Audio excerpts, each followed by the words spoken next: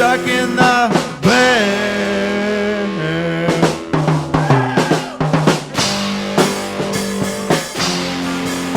Stuck in the mail.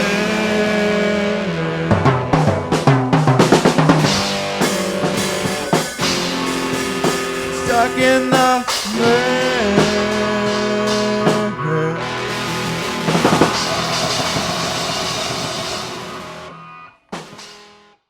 All right, welcome everybody. This is the Stuck in the Mail podcast, and today we are talking about Taylor Swift, Ooh, alternate cover. 1989. Imagine that. I know. I would say this is a bit out of left field for us, but I don't know that we necessarily have a norm yet on this podcast. So Oh. I don't think anyone, I don't know, Ween followed by Taylor Swift is an interesting left turn. But yes, we're excited. I'm excited to try to convince Casey that this is a great album. Maybe Casey, maybe you already think it's a great album. I don't know, but I want to hear what you have to say. But I'm going to go ahead and give a little bit of context for 1989. So this album came out in October of 2014. Yes, we are going back almost 10 years to October of 2014. This was Taylor Swift's fifth album. It is considered her first true pop album. Of course, she started very young in the country space and did very well as a country artist, and brought some elements of pop into the previous album, Red, which a lot of people really love in Taylor Swift circles. I think it's good. I wouldn't say it's great. Red, that was the first time that she incorporated some kind of pop, electronic, somewhat gimmicky things into her music on some of the hits. But I would say that 1989 is the first album that kind of really represents her vision for the pop version of herself. So it's an important album for that reason. It was a massive smash hit. 1989, the title, of course, refers to her birth year, which symbolizes her rebirth as an artist.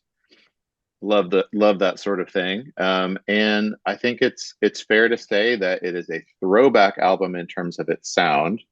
It has elements of 80s, 90s synth pop. And I find that very appealing. I remember at the time it sounded very new, very fresh in a retro sort of way, but with, current production values. So Can I project right there? please. Do you know why that is? As in, do you know who the producer, who was the first time she started working with on this album? Yes. Is it Antonoff? Was it Yes, Jack Antonoff? basically the Dr. Dre right now, literally the producer in music. From Fun, the guitarist from Fun, and the singer, guitarist, frontman of Bleachers. Not quite as important, but I've seen them live on like SNL. And he is a pretty amazing frontman too. I wouldn't say he's like the frontman of Fun or Fun Period or whatever that band's name is, but yeah, I think that has a ton to do with what you're talking about right now. Yep, absolutely. And let's make no mistake, this is Taylor Swift's artistic vision. I don't want to sell her short and saying like, oh, she got producers and co-writers and they helped her craft this. I mean, if you look at her music, she is the writer of these songs. Yes, she collaborated with other artists, but I think you have to respect, even if you think that she is, lightweight pop, whatever there's always a bias in music critic circles against pop. There just is. I'm someone who can be guilty of that too, but I also feel like this is just to me the perfect example of a pop album. It's ear candy. It's fun to listen to. It jumps out of the speakers at you. I mean, it has held up. Like the fact that something created in 2014 still sounds this fresh and sounds this good is incredible to me, because a lot of what was happening in 2014 has not aged well. You think about someone like Katy Perry, whose pop songs are fine. I don't have anything against Katy Perry, but I have no desire to go back and listen to what Katy Perry was doing 10 years ago. Yeah. So The quickest analogy I would make would be kind of the same, like a country star's pop breakout album, and that would be a year before this, which would be Miley Cyrus with Bangers. But you're completely right in saying that that as an album would not be as listenable. Of course, Miley's done so much since then and won her first Grammy, but you know what that album was for at that time, it doesn't ring as well 2024 as this for what this is, but it's the That's most direct comparison because it's also like nostalgic for the 80s because that Bangers yep. is an 80s look and 80s it had like a Miami Vice cover like and you know it's funny. It's also funny that, you know, the late 80s is that far gone. But, you know, anywho, continue on. No, that's good. That's a very astute observation. I did not realize that Bangers was first. Yes, it was Okay. 2013. Well, there you have it. You have to tip your cap because that's Yeah, an and that's excellent album as well. it's considered her like, you know, getting away from Hannah Montana truly and getting away from country truly. So they Yep. do have that very much in common. Of course, personality wise, I would say that Taylor did it a little more um, with grace. Gracefully. Yeah, Miley really broke out, and then you know she started dating the guy from Flaming Lips. So you know that's a whole nother podcast. So let's get back to Taylor here. Yep. So I'm trying to sort of put into words why I love this so much. Part of it is, I mean, let's face it, we all are biased by what's going on in our lives when we encounter certain music. It takes us back to a period in our lives. I look at 2014 as a relatively carefree time. I look at it as a simpler time. Um, Mhm. and I remember when Shake It Off came out, and you were just, I mean, you heard that on the radio, and you were just like, man, what is happening? Because it's just Immediately, irresistible. Yeah, immediately. it's just, and I think about this music, like I was as we were listening through it again. Um, one thing that stood out to me is the chord progressions. There is nothing groundbreaking about the chords. It is three, maybe four chords in a song. It is her often singing one note. So I'm like, Mhm. why does this work so well? Why does it feel so satisfying? And I think it's, please. I mean, I remember really liking this song when it came out. I'm not a big Taylor Swift guy. I don't know if that's been apparent yet, but I remember playing it at the bowling alley. And yeah, 2014, we had a bowling alley in UK, and it was much more carefree time. It was before, you know, 2016, you know, the never ending repeating political agenda thing, which we're not going to get into any political stuff with Taylor, but yeah, it was a great time. But here's my hot take on first hearing Shake It Off. The first time I heard it, the thing that I thought of the most was, holy cow. I mean, you don't need to be an A&R man. To me, it was Hey Ya from Outkast. Yeah. I was like, there's no person that's not going to like this, even if they, you know, they're doing their best to pretend. I mean, it's an infectious. I think, I mean, it really does sound like Hey Ya by Outkast. Like, It does. it's so like pop. Like Uh-huh. Like have hand to, clappy pop. yeah. I mean, bubblegum, you know, like Mhm. 60s, like Archie's or, you know, some of those other crazy bands, 1910 Fruit Gum Company or whatever they were called. You know, all those weird, like, you know, Sugar But Sugar, yeah, that's Archie's song. I think it resonates because the message is so universal. Like it's that shaking off what other people are criticizing you for. And it just it's a lighthearted sort of, I don't know, tongue in cheek a little bit. Like it's that bubblegum sound, but it's like, you know, this is something that we all have to do. We all have to live our lives and let other people have their opinions about us, but let that roll off of us. And so I think it's a, I mean, it's of course it reflects kind of what her personal frustrations were, and that certainly has continued as far as her image in the media and public scrutiny, and really not much of which is deserved. I mean, she is a powerful artist who's making the art she wants to make. You can listen to it or not. You know what I mean?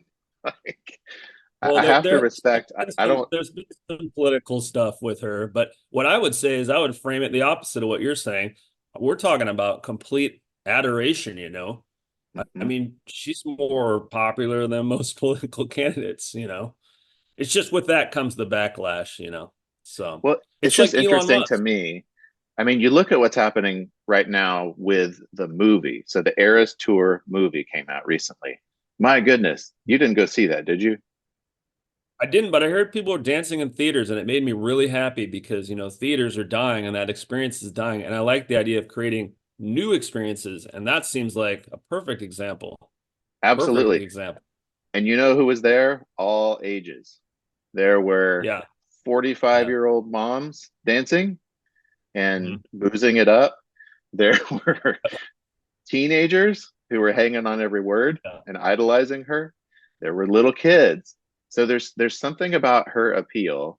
And again, this goes back to something, it's very intangible. It's hard to put your finger on it. Like, why does this hold up? Why does it still sound good to me anyway, 10 years later? Why do I keep coming back to it?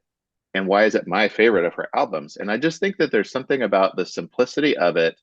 It's the hooks. I was thinking about the imagery of the lyrics. There's that song, "They are the hunters, we are the foxes, and we run." It's so economical. It's Mhm. they are the hunters, we are the foxes, and we run. The And like cadence. it's so easy to sing along with that. And I'm like, why is it so hard to do that? But she's cracked the code. I don't know. Did you go to that with your daughters? I did. We were at the Eras movie. Now, listen, it's coming on streaming in March. Yeah. It probably won't be the same experience, but Right, the right. thing No. is, the whole reason that it exists is because all these people wanted to go to the show and couldn't, including us. I have been to see Taylor on the 1989 tour, which I'll get into.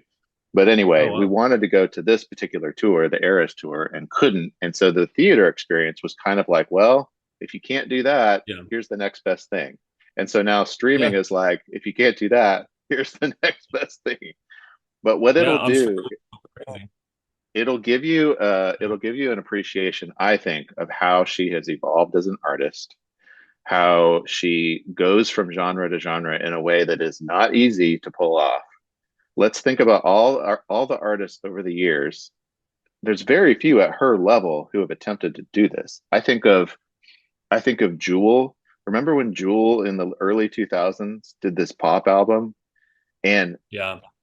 it was wild, and it was successful, but it was just a total one-off. Then no one cared anymore. So anyway, I'm just trying to figure out what it is that is so appealing to me about Taylor, why her music, how she has managed to continue this evolution. So getting back to 1989, um, Yeah. it still feels like a We've young only person's covered Shake album. It Off. Yeah. Yeah, it feels like a young person's album. If you listen to basically anything that she's put out, during or post pandemic, it's much more adult. It feels more adult. It feels age appropriate. But this album feels like something a 20-year-old would write. It feels authentic to her, 20-something-year-old. Um, but it also is kind of that throwback to like the Polaroid visuals and like the vintage synth sounds. She says that she was inspired by Annie Lennox, Peter Gabriel. I really hear the Peter Gabriel influence on a song like Wildest Dreams that has that synth soundscape. I wasn't Yes. even going to say it. This is my talking point. This is my talking point from last night. I was eating dinner, listening to this album for about the fourth time. I don't know if it was the Taylor version or not because they sound exactly the same to me. But that's. I'm glad she got away from whatever was going on there with the record label. All I know is Toby Keith just passed. He actually founded and started Big Machine Record, her first label. So that's Okay. worth noting. It's maybe not a talking point, but I'm glad you brought up Wildest Dreams next because I was eating dinner and all of a sudden I went, holy cow. Now, I don't know if you're going to like this talking point, but I'm really excited about it. So Jack Antonoff, the producer who started working with Taylor in 2014, to this day, apparently 4 Grammy Best Album of the Year in a row. So he must be commanding a pretty decent salary. He started working with an artist by the name of Lana Del Rey in Hmm. 2019. So 5 years later, and he's been working with her for 4 albums, which she puts out one every year. And Lana and Taylor are friends. In fact, she's on her newest album, I Yep. think, on She's on Snow on the Midnight. Beach. And Hmm. they just re-released a song because everyone was complaining that Lana's vocals weren't loud enough. So Taylor was like, "Okay, well, we're going to re-release them with louder vocals." So That was interesting because I thought there might be something going on. But what I do want to say is that Wildest Dreams, because Jack Antonoff was not working with Lana yet and would be soon, is the most absolutely blatant Lana Del Rey ripoff I have ever heard in my entire life. In fact, if Interesting. you listen to Without You, it's exactly the song. Her Hmm. slow, like kind of like mumble verse and then the lush chorus is so Lana Del Rey. Now, Lana Del Rey has a huge range, and she's kind of like oh man, how do you even say it? She's more of a singer. Like I don't think of Taylor Swift as a singer. I think of her as a performer. But Lana Mhm. Del Rey, she's received a lot of criticism, but she's a real singer, like almost like a Frank Sinatra, almost like a female crooner, like a Mhm. uh, Billie Holiday. That's a bad example, but like a true singer. And you got to hear "Without You" by Lana Del Rey, which is an older song because it is Wildest Dreams, like completely. Interesting. And how Now, ironic that Jack Antonoff would work on that song and then 5 years later work with Lana. I'm sure Lana Del Rey was like, yeah, that Wildest Dreams songs, because the "Without You" was 2012, and okay, that's what I was going to ask. wait till you Yeah. hear it, you're gonna be like, oh boy. But Well, anywho, I don't. There's no bad blood. no, no bad blood. I actually do. It does seem like they are kindred spirits. They're not. I mean, there are similarities. I would say that from what I've heard of Taylor's most recent work, it resembles Lana Del Rey's work more and more. Um, Yeah, but yeah, that's interesting. I'll have to go back and listen to that one. yeah. I, Maybe we'll listen to it after. I love Wildest Dreams. That song Yes. to me is powerful. It sweeps you up. Another song I want to talk about is Bad Blood. I think this is probably my favorite song on the album. Um, it's irresistible. First of all, you have that massive beat, this like hip hop beat, and it's Mhm. the arrangement is so sparse. And what I love about it, I just was listening to the production. I'm like, when you get to the first chorus, the music drops out. Like, what song does that where you get to the first chorus and you don't have anything behind it, which makes it so satisfying when the music kicks in on the second half of the chorus? And I'm just like, this is, you can't like hear this song and not pay attention to it. It's just that immediate. And, Was that talking the about, is that the second single or the third? I know there's like literally six singles from this album. I think it's like the fourth single. I think that Style was the third. But to me, she's the master of the pre-chorus. Her songs would be good without pre-choruses, but like this one, you think about the pre-chorus. It's so sad to think about the good times, you and I. And I mean, it's just the melody, it hits you. It to me, I could listen to Bad Blood today and it sounds just as fresh and exciting. Um, I love it. I just love it. Thinking about this album, as we get to the second half, it's maybe not quite as good start to finish as I remembered. I think every song is solid. There are just a few that feel a bit more lightweight to me. I like the darker songs on this album, um, I'll tell you one but that's really bad. really bad. The opener, "Welcome to New York." That is a bad opener. I That is disagree. a that There is are a songs on this Marshmallow Fluff. album. There are some other ones I don't love, but I love You like Welcome "Welcome to to New New York. York"? I think it is just like the best like distillation of No, what's to come. it's an opener, but I don't know. I mean, an opener doesn't need to be much. But it's pretty fluffy. It's pretty give or It's take. not, yeah, there's not a lot of weight to it. I'll give you that, but it is the catchiest thing ever. I listen to it. It just lifts my mood. That's okay. We don't have to agree. Yeah, no, no, no, no, no, no. I mean, I'm trying to think of what are the other singles here. I'm glad you said "Wildest Dreams" second. Like that was us. I can't wait for you to hear that one. It's really gonna blow your mind. Well, Blank Space was the second single. Oh Great, yes, great yeah, song. Irresistible, catchy. I very can't, Taylor. yeah, I Very. mean, it's to me, the Taylor Swift songs that I personally don't love are the ones that are like where she giggles through them and where it's kind of like, I don't know, the look what you made me do, that sort of thing. It gets into sort of novelty territory for me. And Blake Space, kind of almost goes there for me. So it's not like my favorite, but I mean, you can't listen to that song and not admire just how irresistible the melody is. Yeah. Yeah, I just, the reason why this album means so much to me, it's partly because of what was going on in my life at the time, and just it hit me just right. But I also think start to finish, it's the songcraft. It's it manages to be carefree and fun, but yet in a lasting way where I actually want to go back to it. A couple of quick things I want to mention before we run out of time. Um, so there are a couple of bonus tracks which we did not that was not on the syllabus for this episode, but Wonderland and especially New Romantics are incredible songs. New Romantics was a non-album song that was released as a single, if you can believe that. And it was the second song she played at the 1989 tour, which I saw at the Georgia Dome, which was incredible. Just, you know, imagine that many people. It was so exciting, and I was like, How "What many is were this there? song? It's incredible." What's up? How many were there? Do you have any idea how many people were at the show? Georgia Dome sized crowd. I mean, probably 50,000 people. Okay. But yeah, just amazing. I also am wondering, Casey, if you were familiar with the Ryan Adams version of 1989.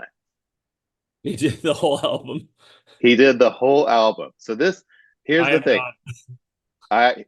If my homework is to listen to the Lana Del Rey, I need to give you a homework assignment. You got to listen to at least the first two or three songs off of Ryan Adams' version of 1989. So he came out with this in 2015. 1 year later, it was bizarre, but it was because he was such a fan of the songwriting of the melodies that he made it sounds like Ryan Adams playing 1989, and it's really powerful. It's very poignant. I really, really love it. I just happen to love him as an artist. I think you might be into it. Kind of gives like a sort of Springsteen style to things. I do. I never got into Ryan Adams per se, but I did like. I had Stranger's Almanac by Whiskey Town, his band. Yep. Love them. They're in the same vein as Uncle Tupelo and Old 97s and that quote unquote no depression / alt country movement. And yeah, I never got into Ryan Adams solo stuff. And then of course he kind of had some issues of sorts. Yeah. But yeah, I've listened to that. I mean, I could hear him doing that. Yeah, And it's pretty cool. You got to try it. I'm a big fan of his. I really love. First of all, I think 16 Days by Whiskey Town is one of the best like pop country rock songs of all time. But yeah, his solo career is great. But I definitely check that out. And then just as we're finishing up here, you know, kind of giving the roadmap of where Taylor went after this. So her future albums. So there's Reputation, then Lover. Listen to the song Cruel Summer off of Lover. That is a fantastic song that feels like a direct, you know, continuation of the whole 1989 thing. that's the billion or trillion streams on Spotify. I can't remember if it's a billion or trillion, but I saw the number and I was like, good Lord. Yeah, you got to listen to that one. It is another I know it. I know it. irresistible. I know it. Okay, It's it's great. it's no Bananarama Cruel Summer though, I have to say. Karate Kid 1 never leave me. Well, if you do watch, and I hope you will stream the Eras Tour movie. I want to say it's like the second song. It's great. Yeah. That's one of my favorite songs of hers. Maybe my favorite song of hers ever. I just love it. Folklore is considered her best album by many people. It was a big leap forward to a more mature adult sound and also acoustic? subject matter. Is it acoustic? Yeah, it definitely has a more so there's a song with Justin Vernon from Bon Iver that's incredible, and you're like, okay, this is like grown-up music. You know what I mean? Like, very good. I also really love the song Willow from Evermore. She released these two albums during 2020. It was like I remember when she released Folklore, and it was right in the middle of like the darkest part of the shutdown, and it was like, oh man, surprise new music, and it was such a breath of fresh air. And then of course Midnight's just won album of the year. Fantastic album. What's the hit? It's escaping me. I'm the problem, it's me. Lavender Haze. I love that one too. I'm talking about, okay, that's gonna drive me crazy. It's me. Hi, I'm the problem, it's me. Yeah. The name Yeah. the name escapes me. I've heard it. But these songs, all the ones I've mentioned, are kind of, you can hear 1989 in them, but you can also hear how much she has grown. And so, all the respect to Taylor Swift from me. I think this is a masterpiece. I know that not everyone would agree, and that's okay. It's cool that you have it on vinyl, and I haven't seen that cover, the one that like plays on Spotify is the her face, you know. Mhm. So, um, Give me your summary here, Casey, my real quick. summary, I mean, it was earworm when it came out, and you know, I reached my peak of Taylor Swift fandom, kind of ironically, with that album. I haven't really followed very close from what I hear on the radio, but yeah, I would make comments about liking T Swizzle in 2014, and it was a happier time. So, I mean, I'm not going to say I'd go back if I had to repeat everything that's happened in the past 10 years, but it does feel kind of warm and fuzzy, you know, like my Big Lebowski dude sweater here. You know, it's enjoyable. You know, is it a great pop album? Yes. Does it have great songwriting? Yes. Is it something that I own on vinyl? No. Hey, can I segue into my pick for next week, or am I jumping the gun? Please go ahead. Well, since this podcast has been on a mine cart ride that is just crazy, we're going to veer another direction or maybe go in reverse here. Uh, and I just decided that I would pick something that isn't something that, you know, I've listened to for a decade or 2 decades, something that I just got and that I love and is so exciting. And I've listened to maybe 20, 30 times, and I just cannot believe how utterly good it is. And to be able to talk about it with you and have you listen to it and experience it, and for it to be something that someone like me who's not musically very competent to get to talk about the musicianship on this album sounds like the most amazing experience ever. So I'm very excited to go on this journey into the world of Blue Note Records. Ooh, Inventions and Dimensions by Herbie Hancock, featuring Paul Chambers on bass, Chihuahua Martinez on bongos, and gosh, I don't remember who's drumming. Willie Bobo. all He's right. that is the most expensive jazz record I own. It's absolutely premium. And the record, I think it's his third or fourth album, and it's right before he came up with his most known hit, which is the one that us three sampled for Cantaloupe. Watermelon Man. No, I think Cantaloupe Island, I think, is the one that Oh sampled. yeah, sorry, my Not bad. that wrong though. But yeah, Watermelon Man. Yeah, but Inventions and Dimensions. It's considered modal. It's not free jazz. I think it's considered post bop, but more importantly, it's actually considered Latin jazz because of the use of bongos and another percussion instrument I can't quite remember, but Olivardo Martinez. They used to call him Chihuahua. So Okay, this is gonna be yeah, good. yeah, you're gonna really like it.